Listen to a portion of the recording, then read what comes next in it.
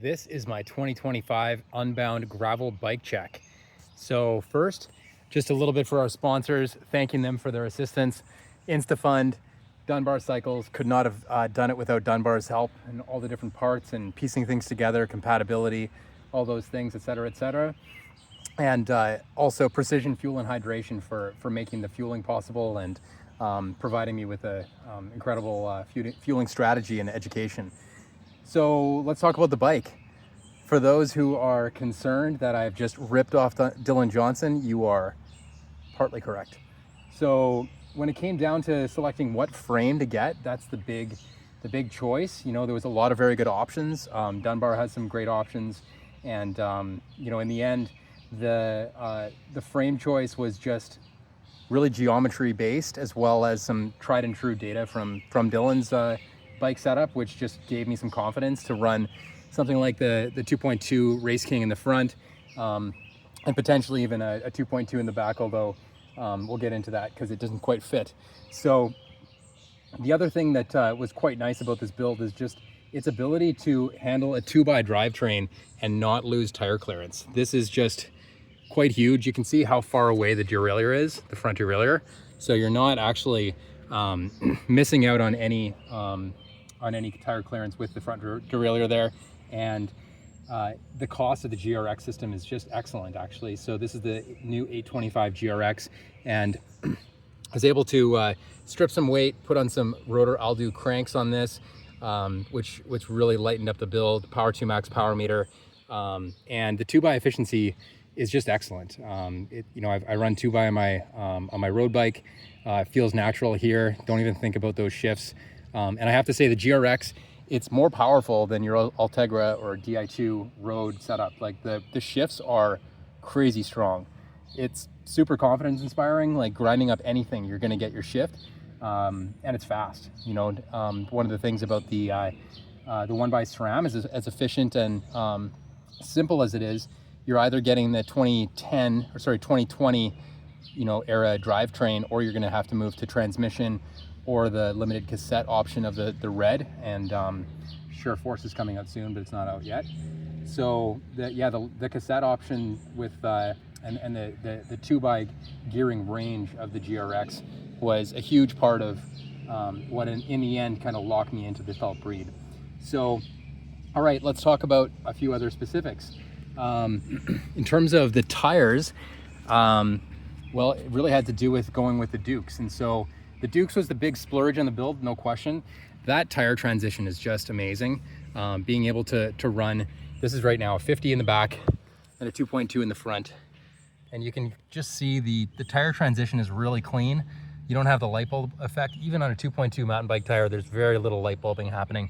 It's obviously wider, but a 43 millimeter external width on this rim is just, you know, maybe it's the roadie in me, but that's very aero optimized. So definitely the big splurge was the wheels, but you know, a combination of those wheels with the frame, I don't know how Dylan puts a 2.2 in the back, because I am here to tell you it did not fit. The Race King did not fit. It rubbed right away. I did run a Schwalbe Thunderbird in the back for a race that I did called the Good Ride in BC, and it was definitely super fast, but paper thin, and I flatted twice. So I'm expecting Unbound to be pretty rocky. We're in the North Course this year, so you know, just want to make sure that it's going to hold up. So using the new Schwalbe G1 RX, this is upside down, but the RX has a new casing in it, which is supposed to be pretty good. And then it also is a very good mud shedding tire, apparently. So the knobs are much more spaced apart. It's looking like, if you can tell from the weather, it's looking like it might be a wet Unbound. It's a bit cool here, actually, so we're not sure if it's going to dry up in time. The 50 is it's a bit of a risk just with the tire clearance. I'm going to show you underneath just to see what I'm talking about, but that tire clearance is pretty tight. The Dukes just really widen that profile out, so even though this is a 50, it actually measures closer to a 53 in this frame, so 52, 53. So it's a big tire. And the Continental 2.2s interestingly measure to a 56, even though they're measured at 57 on the label. So yeah, tire selection's huge. I do have some smaller tires, much smaller tires if need be, but we'll see if I need to use those. I got the Pathfinder Pros in at 38, which I don't even think that meets the spec of this wheel. Worst case scenario, I'm at the biggest bike expo outside of Sea Otter in North America, so I'm pretty sure I could get hooked up with some tires somewhere and buy a couple tires if needed.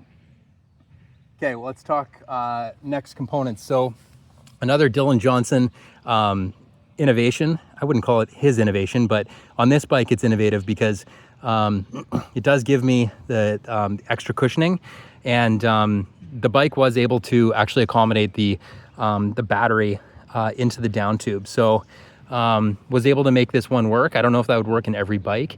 Dylan's running a 1x system this year, so he's actually changed this and also the 1x. So anyways, maybe I got lucky, but it did work with this bike.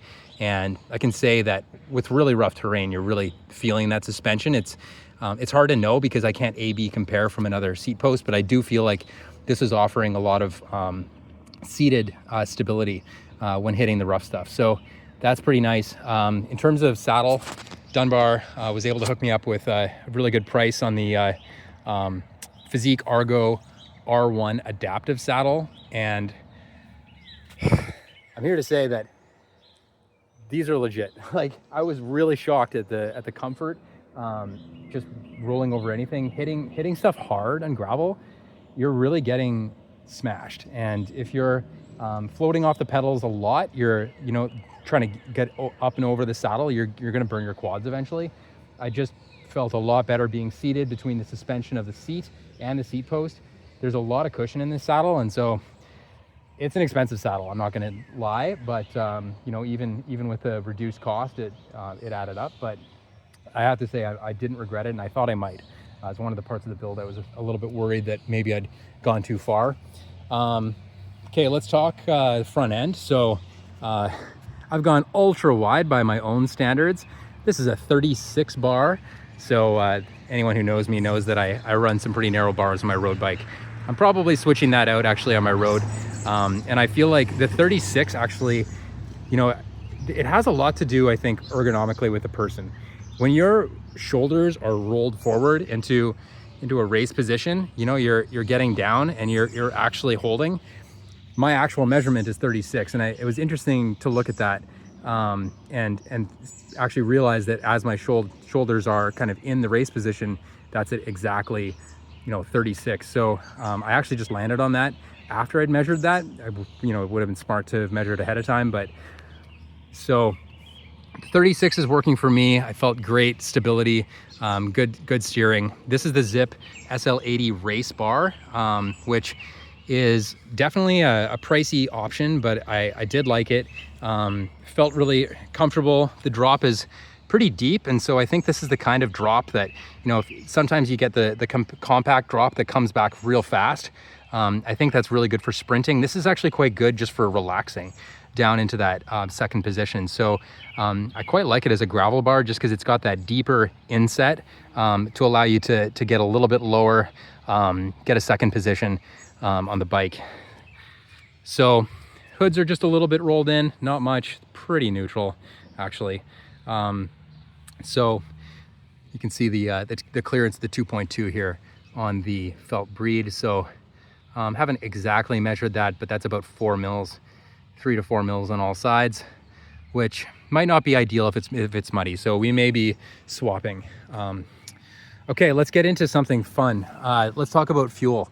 So I think I may do a separate precision fuel and hydration fueling strategy video, which actually just covers what I'm planning to do for Unbound. But one of the really cool things about this build is the fact that it holds 4 bottles. I think that's quite unique.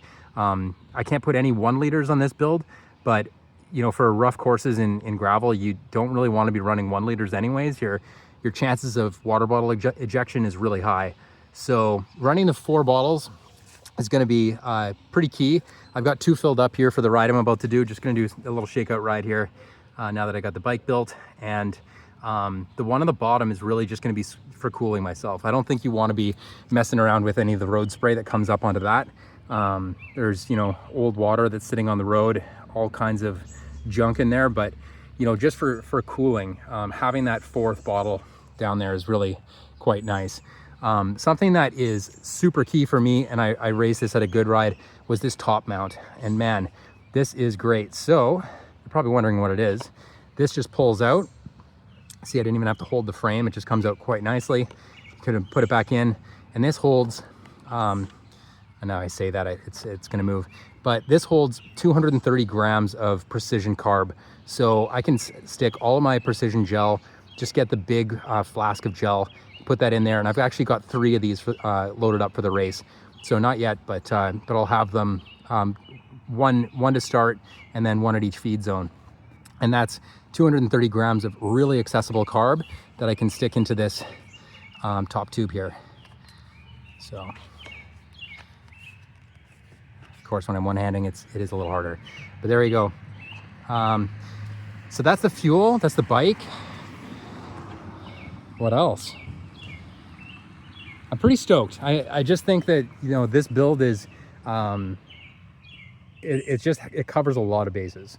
For more money, you can get a Mog, you can get the new Allied Able. There's a lot of bikes that are coming out with larger tire clearance than even this. The tire clearance of 50 is, you know, incredible. It gives me a really good range of flexibility to do a lot of different stuff with my tires, and the 2x system gives me range of gearing to really play, even in the really steep stuff in BC. And it's got the big gear for Unbound. So you know, hard to complain about the drivetrain, the bike. It's a lot of bike, and yeah, I hope to make myself proud on it coming up this weekend. So race is Saturday. Today is the Tuesday, and that's the bike check. So comment your questions. Hopefully I covered everything. Tried to be pretty in depth, pretty passionate about all this, about all the gear. Didn't used to be that way, but you know, years of kind of fiddling with gear has gotten me that way. So pretty stoked about the bike, and yeah, hit me up. Let me know what your questions are. Talk to you soon.